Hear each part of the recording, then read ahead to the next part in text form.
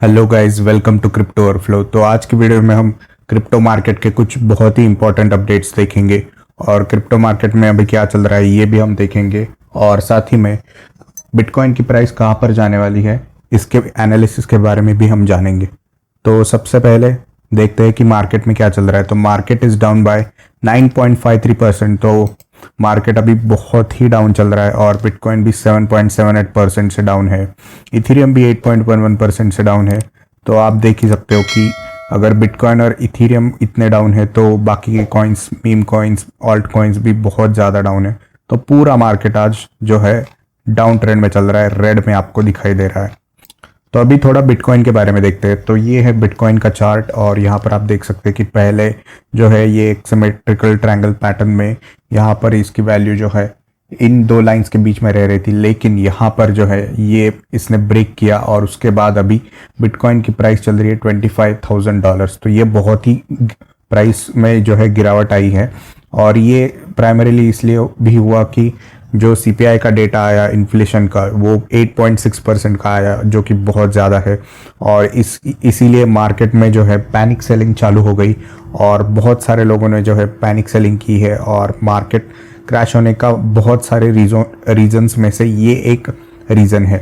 तो यहाँ पर आप देख सकते हो कि ये पूरा यहाँ पर इसने ब्रेक करते हुए नीचे चला गया और अभी भी नीचे ही जा रहा है। तो ऐसा एक्सपेक्टेड है कि ये प्राइस अभी $20,000 से लेकर $22,000 के बीच में जाके ही रुकेगी।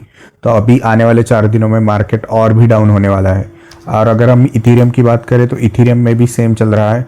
इथीरियम की भी प्राइस उसी के बाद गिरना चालू हो गई और वो गिरती गई। इसका और एक रीज़न ये है कि इथीरियम के जो स्टेक्स थे, क्योंकि इथीरियम अभी मूव होने वाला है प्रूफ ऑफ वर्क से प्रूफ ऑफ स्टेक नेटवर्क में, तो वहाँ से भी SETH जिसे कहा जाता है स्टेक्ड इथीरियम, उसे भी मार्केट में से विड्रॉ करना चालू हो गया है पैनिक सेलिंग के चलते। तो इसके बारे में भी हम देखेंगे। तो अभी देखते हैं न्यूज़ है इंडिया से। Indian government's chief economic adviser warns of danger in crypto DeFi without regulation. तो इंडियन गवर्नमेंट का तो आपको पता है कि उन्होंने इसके पहले भी बहुत सारी वार्निंग्स दी थी, चाहे वो RBI के हो या फिर चीफ इकोनॉमिक एडवाइजर है, इन्होंने भी अभी वार्निंग दी है कि the more centralised they become and the absence of a watchdog और a centralised regulatory authority also means that there is a world of Caribbean pirates और world of winner take all in terms of being able to really take it all from somebody else।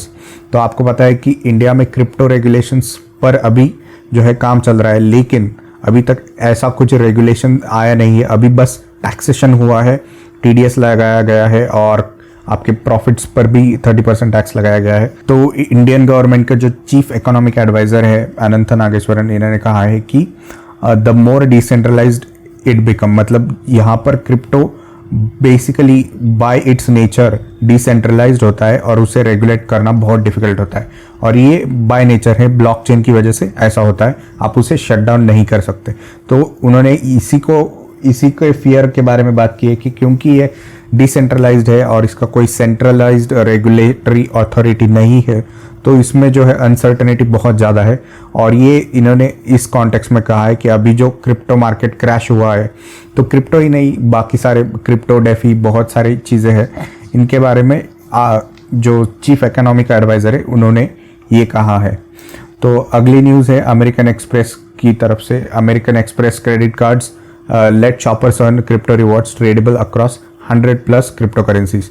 तो American Express जैसे आपको पता होगा, जैसे visa है, master card है, India में रुपए भी अभी चलता है, तो वैसे ही अमेरिकन एक्सप्रेस एक डिजिटल पेमेंट प्लेटफॉर्म है और उसके थ्रू पेमेंट्स किए जाते हैं, काफ़ी जाना माना और पुराना है। तो उन्होंने अभी क्रिप्टो रिवॉर्ड्स लॉन्च किए। जैसे आपके क्रेडिट कार्ड पर आपको पॉइंट्स मिलते हैं कुछ आप जब सामान खरीदी करते हो और क्रेडिट कार्ड से पे करते हो, तो अभी वो रिवॉर्ड्स क्रिप्टो रिवॉर्ड्स के फॉर्म में होंगे और 100+ क्रिप्टो करेंसी का ऑप्शन है। तो ये आप जैसे देख सकते हो कि एडॉप्शन हो रहा है, क्योंकि अमेरिकन एक्सप्रेस की ऑलरेडी बहुत बड़े क्लाइंट बेस है और बहुत सारे बैंक्स को वो ये कार्ड्स प्रोवाइड करते हैं।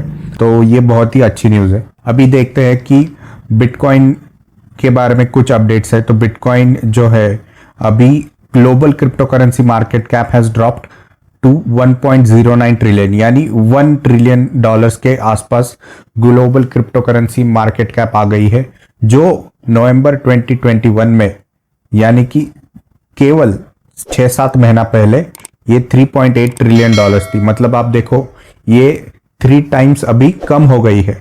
और बिटकॉइन की मार्केट का अभी 485 बिलियन के आसपास आके रुक गई है।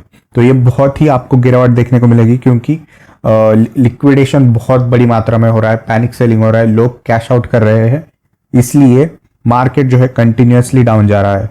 और यहाँ पर आप देखिए 500 मिलियन डॉलर्स लिक्विडेट किए गए क्रिप्टो मार्केट से पिछले 24 घंटों में।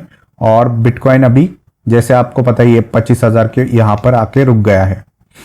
तो ये अभी न्यूज़ अपडेट्स तो आते रहेंगे। अभी ये मार्केट का बॉटम नहीं है, मार्केट का बॉटम अभी आने वाला है और आने वाले 3-4 दिनों में हमें ये देखने को मिलेगा।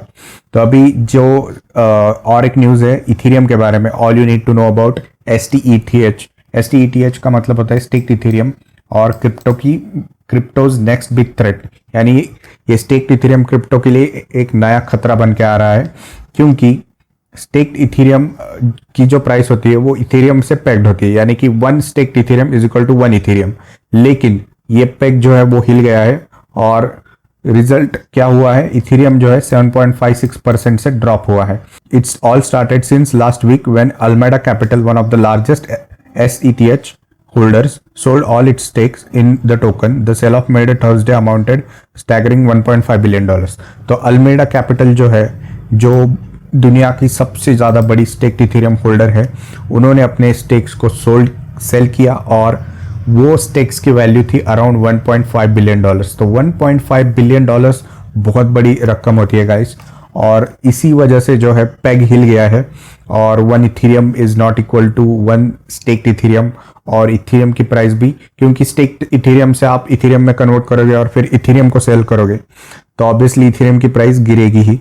तो अभी ये स्टेक्ड इथेरियम इसलिए इंपॉर्टेंट था क्योंकि अभी जो इथेरियम है प्रूफ ऑफ वर्क से लेकर प्रूफ ऑफ स्टेक में मूव हो रहा है, और उसके लिए आपको मिनिमम 32 इथेरियम चाहिए। तो 32 इथेरियम तो आपके पास नहीं होगे, तो आप पूल्स करोगे। तो जैसे बाइनेंस ने भी पूल किया था, तो आप उस पूल का हिस्सा बन जाओगे और 32 होने के बाद आप वो इथेरियम वहां पर स्टेक कर दोगे। तो उसके लिए स्टेक्ड इथेरियम का यूज किया जाता है। लेकिन अभी जो है, जो होल्डर्स थे बहुत बड़े होल्डर, उन्होंने उसमें से अपना स्टेक उन्होंने कहा कि हमें नहीं अभी रुकना, हम इसको कैश आउट करेंगे क्योंकि मार्केट बहुत डाउन जा रहा है। तो उन्होंने 1.5 बिलियन डॉलर्स का स्टेक्ड इथेरियम जो है निकाल दिया। अब स्टेक्ड इथेरियम और इथेरियम की प्राइस आइडियली 1:1 पेग होता है, उनका सेम होनी चाहिए, लेकिन अभी दोनों की प्राइस जो है गिरती जा रही है और इसके कारण इथेरियम की प्राइस पर भी इफेक्ट हुआ है। तो आज की क्रिप्टो अपडेट में बस इतना ही, मिलते हैं अगली वीडियो में।